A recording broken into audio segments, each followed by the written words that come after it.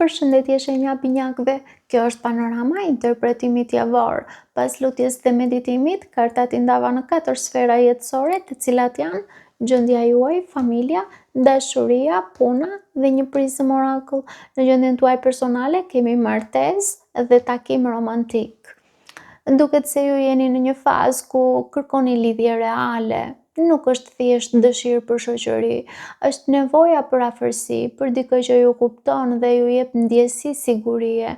Mund të jeni duke menduar për një lidhje më serioze ose duke dëshiruar të forsoni një lidhje ekzistuese.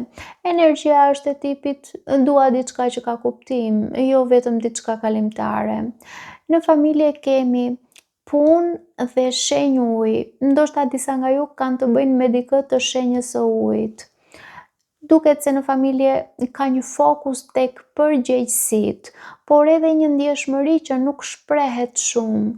Ju ose dikush është emocionalisht i ndjeshëm dhe këtë e tregon përmes kujdesit praktik, jo fjalëve, pra përmes punëve.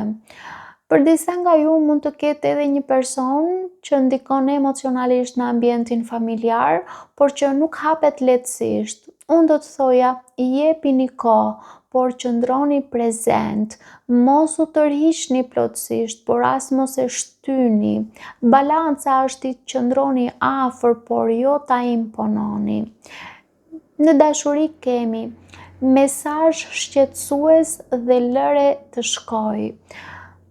Kjo duket një pjesë shumë konkrete.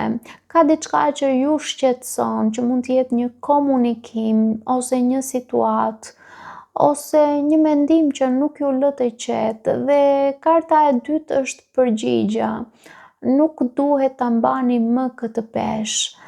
Mund të jetë një person që nuk ju jep qartësi, mund të jetë një situatë që ju lodh mendërisht, ose mund të jetë një lidhje që nuk po ecën.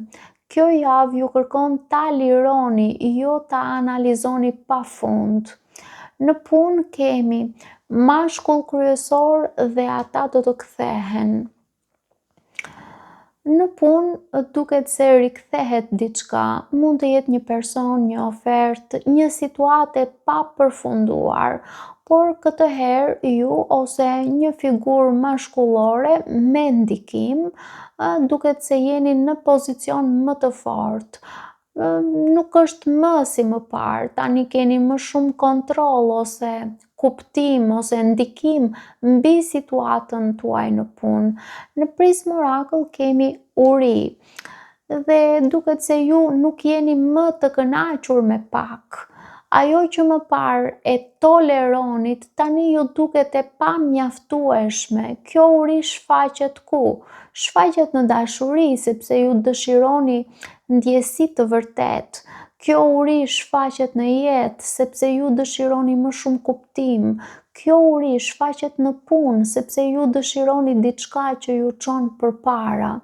Duket se ju jeni në një pikë ku po kuptoni qartë çfarë dëshironi dhe çfarë nuk ju mjafton më.